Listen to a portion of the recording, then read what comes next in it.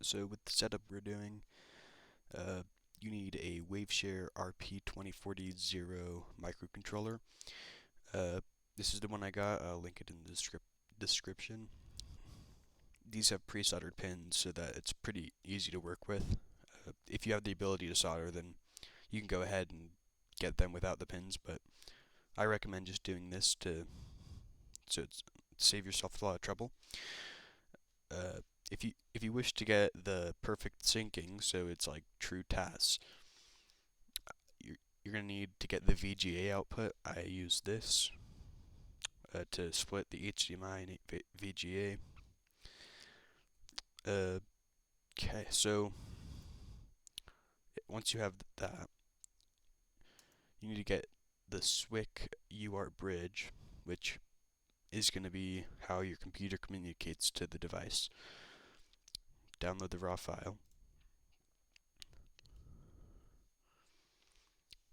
Then you go to SwiCC RP2040. This is all going to be in the description, by the way. Just click on this file. There, you got it. I've already done this, obviously. And then last thing you're going to need is the GLaMS to control the SwiCC. That's what it's called. Click code, download zip, and at that point you can extract this. Okay, so done extracting, you can just close that. Now, you need to get the microcontrollers that you just got and plug them into your computer. Okay, so now you have your microcontroller. Plug it in. Now, press the reset and then press the boot. And then release the reset and release the boot.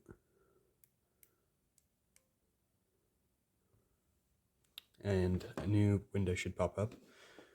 Now, this one is going to be your UART bridge. So all you have to do is drag the file to the pop-up, and then it'll go away, and your controller is programmed. You can unplug that. Now put in another controller, your other controller. Same thing, reset, boot, release, reset, release, boot. Then drag this file over. Boom. Now you can unplug that.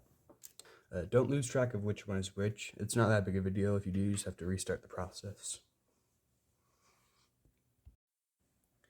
So you have the UART bridge and you have the regular RP2040. So usually you get female to female pins like this. Don't have this end. This is a male end. If you have a breadboard, you could wire up like male ends and female ends if you want to do that, but it's pretty easy. Just do it with female ends.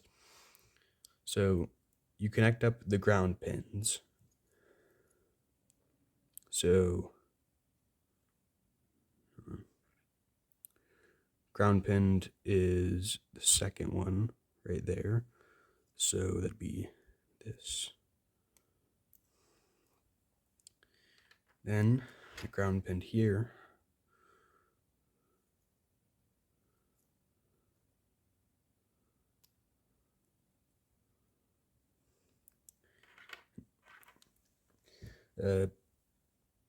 Then you connect up the 0 pin on one of them to the 1 pin on the other. So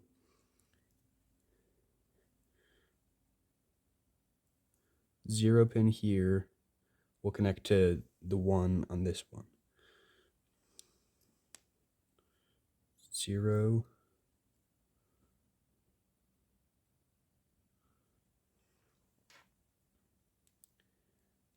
connects to 1.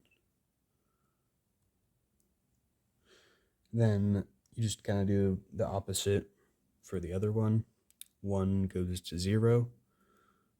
So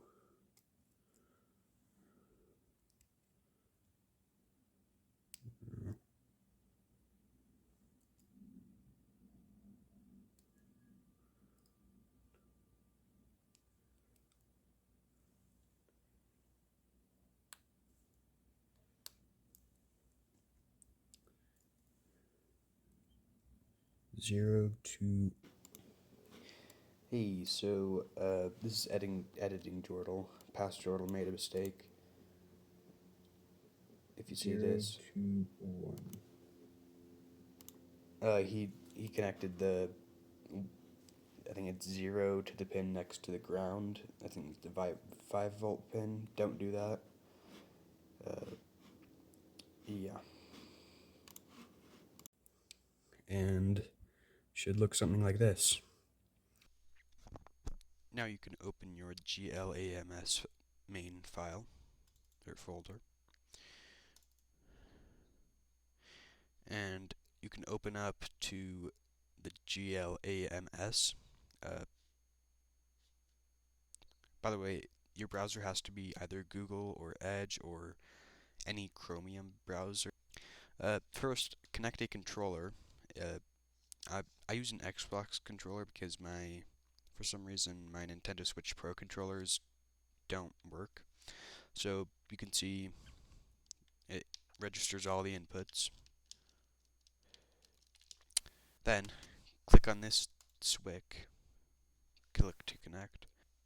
If you don't see an option that says SWIC, then you may need to reprogram the controllers. You may have swapped them at some point, and it should show up as active. If it doesn't show up as active, but you can still, when you click on it, it brings this pause menu. I found that you may have wired the pins incorrectly. You might want to rewire them. And now I will show you the Nintendo Switch capture. Here I've set up a little contraption to demonstrate what the SWIC can do. So go back to your computer.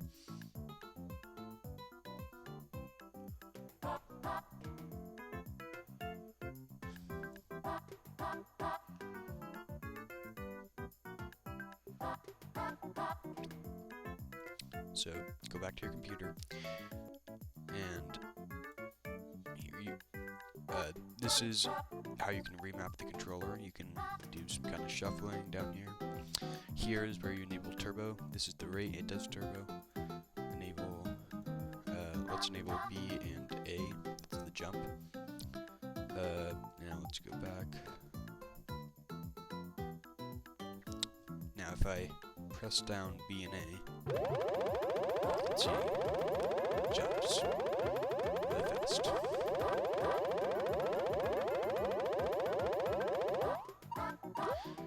Yeah, so if that's all you want to do with SWIC, then yeah, you're done. So this part, I recommend you get tape to start taping things down because you don't want anything to move. So we're going to tape down this.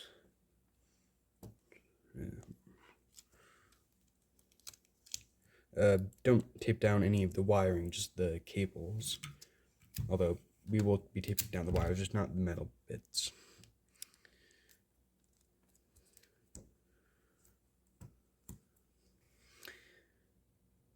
Okay. So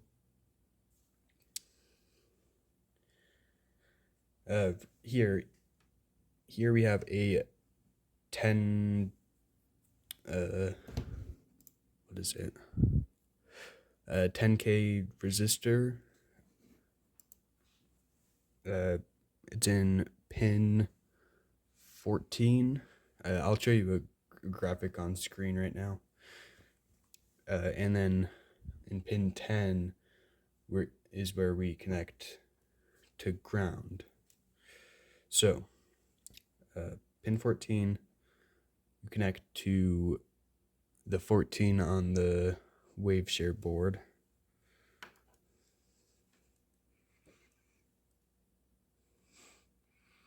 The 14 would be, so that'd be right in the corner here.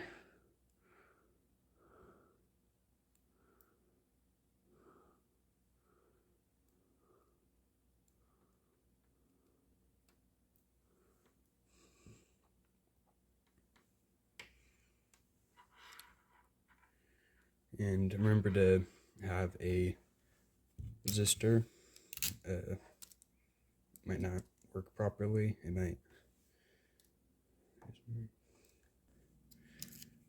Again, use some tape so that it doesn't fall out of place.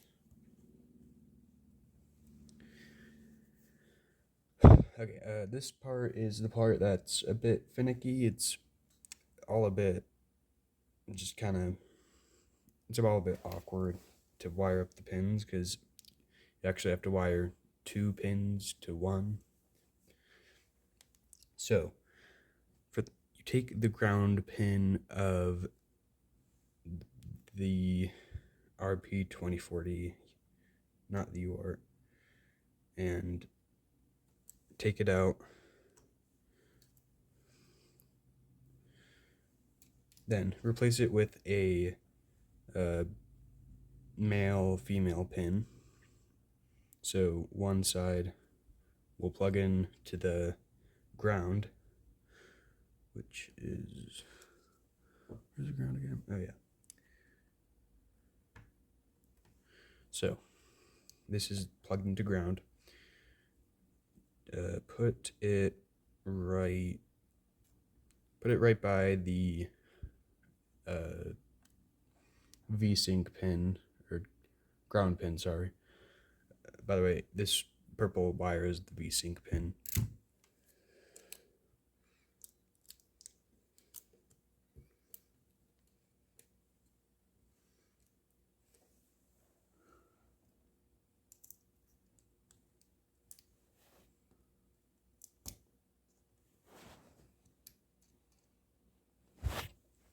Okay.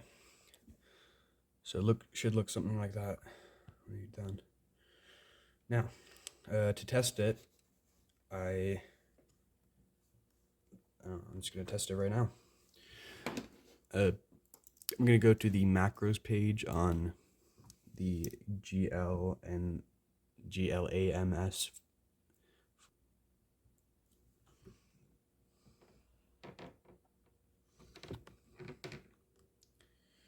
Here on the macros page, you see update vsync delay, and it's set to 10,000. Click on that and set this to 10,000, by the way. You might have to play around with the value. 8,000, 12,000. There's no perfect number, but I think 10,000 works for me. You might have to play around with it. So we're going to create a quick script. Use A for 1 frame or 2 frames. Then let's alternate between R2 and L2.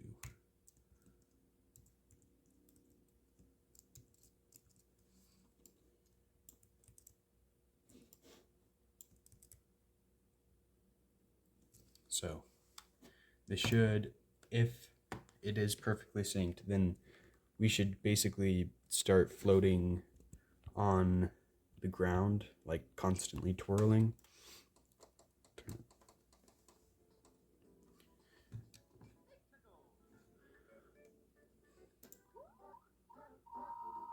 So if you didn't have this additional hardware, it would not be able to do that for that long. It would be able to spam the inputs, but not for more than like a second without messing up because it's not perfectly synced. So yeah, That's how you do it. Go to index.html if you want to know what different features you can have.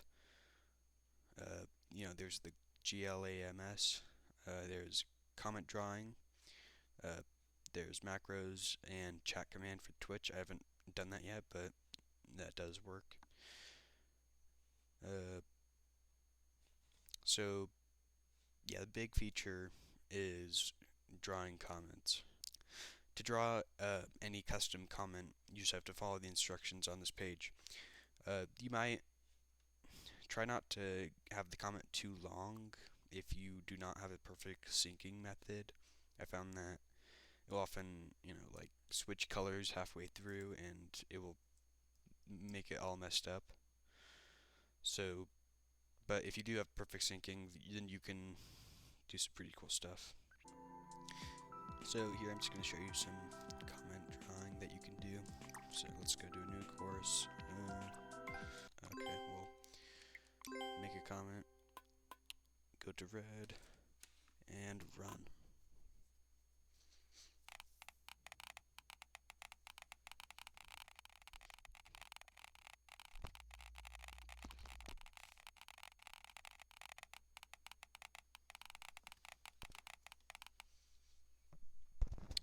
Yep, so you can do that.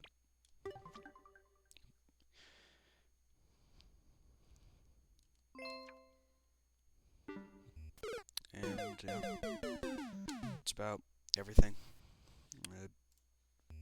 Thanks for watching.